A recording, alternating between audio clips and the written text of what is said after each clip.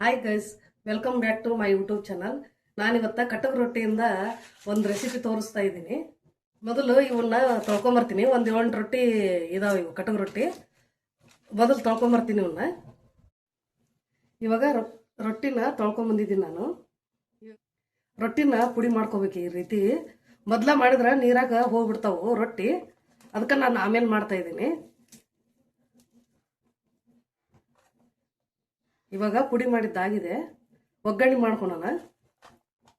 ಇವಾಗ ಒಗ್ಗರಣೆಗೆ ಒಂದು 4 ಸ್ಪೂನ್ ಆಯಿಲ್ ಹಾಕೋತೀನಿ ನಾನು. ಅದು ಒಂದು 8 ರೊಟ್ಟಿ ಇದೆ, ಅದಕ್ಕೆ ಹಾಕೋತೀನಿ. ನೀವು 1-2 ರೊಟ್ಟಿ ಮಾಡಂಗಿದ್ರ ಸ್ವಲ್ಪ ಎಣ್ಣೆ ಹಾಕೊಂಡು ಒಗ್ಗರಣೆ ಮಾಡ್ಕೊಳ್ಳಿ.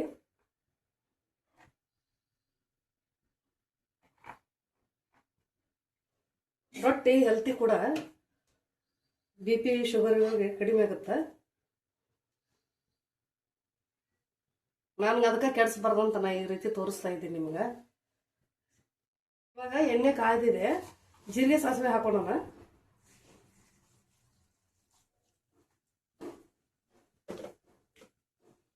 ಜೀರಿಗೆ ಸಾಸಿವೆ ಸ್ವಲ್ಪ ಚಟಪಟ ಆಗಲಿ. ಇವಾಗ ಸ್ವಲ್ಪ ಕರಿಬೇವು ಹಾಕೋತಾ ಇದ್ದೀನಿ. ನಿಮ್ಗೆ ಖಾರಕ್ಕೆ ಎಷ್ಟು ಬೇಕೋ ಅಷ್ಟು ಹಸಿಮೆಣಸಿನ್ಕಾಯಿ ಹಾಕೊಳ್ಳಿ. ಒಂದು 4 ಹಾಕೊಂಡಿದ್ದೀನಿ ನಾನು.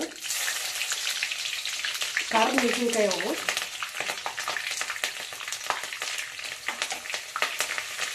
ನಾನು ದೊಡ್ಡ ಈರುಳ್ಳಿಯಲ್ಲೇ 1.5 ಈರುಳ್ಳಿ ತೊಗೊಂಡಿದ್ದೀನಿ, 1 ಕಪ್ ಆಗಷ್ಟು. ಈರುಳ್ಳಿ ಕೆಂಪಗಾಗಲಿ ಸ್ವಲ್ಪ.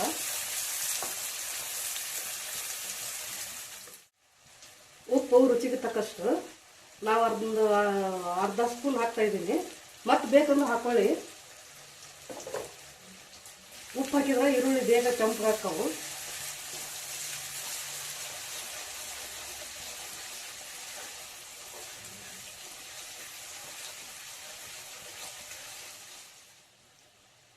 ಸ್ವಲ್ಪ ಅರಿಶಿನ ಹಾಕೊಳ್ಳಿ.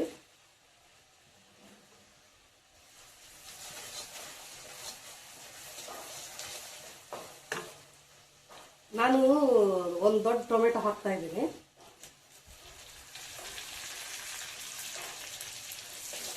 ಹುಣಸೆಹಣ್ಣಿನ ರಸನ ಹಾಕ್ತೀನಿ ನಾನು, ಅದಕ್ಕೆ ಒಂದೇ ಹಾಕಿದ್ದೀನಿ.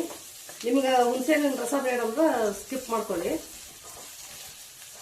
ಟೊಮೆಟೊ ಸ್ವಲ್ಪ ಬೇಯಲಿ.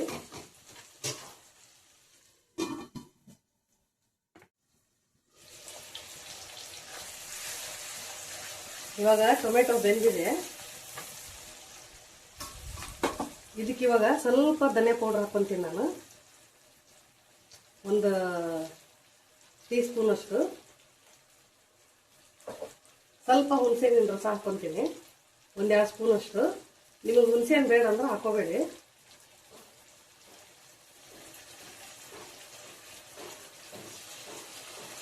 ರುಚಿಗೆ ತಕ್ಕಷ್ಟು ಹಾಕೊಳ್ಳಿ. 1 ಸ್ಪೂನ್ ಅಷ್ಟು ಗರಂ ಮಸಾಲ ಪೌಡರ್ ಹಾಕ್ತಾ ಇದ್ದೀನಿ, ಟೇಸ್ಟ್ ಕೊಡುತ್ತೆ.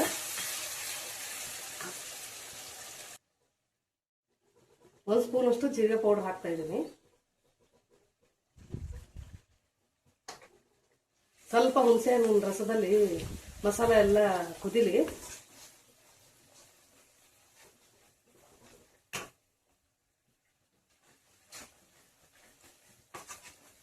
ಎಣ್ಣೆಯಲ್ಲಿ ಫ್ರೈ ಆದ್ರೆ ರುಚಿ ಚೆನ್ನಾಗಿರುತ್ತೆ. ಇವಾಗ ಎಣ್ಣೆ ಬಿಡ್ತಾ ಇದೆ. ಸ್ವಲ್ಪ 1 ಕಪ್ನಷ್ಟು ನೀರು ಹಾಕೊಂತೀನಿ ನಾನು. ಮಸಾಲೆ ಎಲ್ಲ ರೊಟ್ಟಿಗೆ ಹತ್ತಬೇಕು, ಅದಕ್ಕೆ.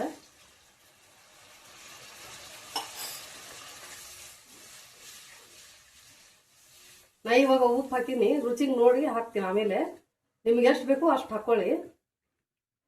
ಸ್ವಲ್ಪ ರಸ ಕುದಿಲಿ.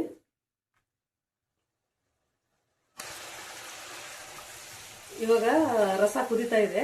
ಇವಾಗ ನಾನು ನೆನೆಸಿದ ರೊಟ್ಟಿ ಹಾಕೋತಾ ಇದ್ದೀನಿ. ರೊಟ್ಟಿ ನೀರಾಗಿ ಬಿಟ್ಟು ಜಾಸ್ತಿ ಹೊತ್ತು ನೆನೆಸಬಾರ್ದು. ಇವಾಗ ಹಾಕೊತಾ ಇದ್ದೀನಿ ನಾನು.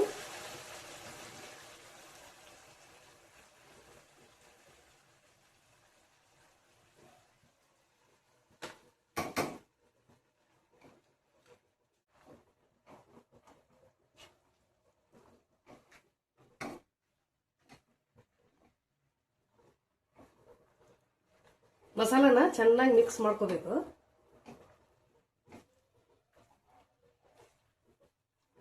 ರೊಟ್ಟಿ ರೊಟ್ಟಿ ಸಪ್ಪಾಗಿರ್ತಾವು, ಸ್ವಲ್ಪ ಮಸಾಲ ಜಾಸ್ತಿ ಇದ್ರೆ ಟೇಸ್ಟ್ ಚೆನ್ನಾಗಿರುತ್ತೆ.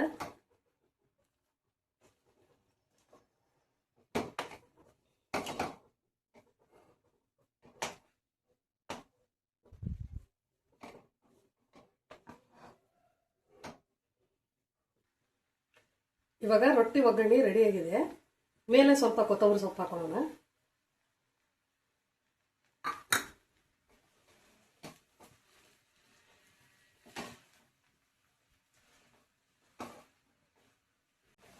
ಇವಾಗ ಜೋಳದ ರೊಟ್ಟಿ ಒಗ್ಗರಣೆ ರೆಡಿ ಆಯ್ತು.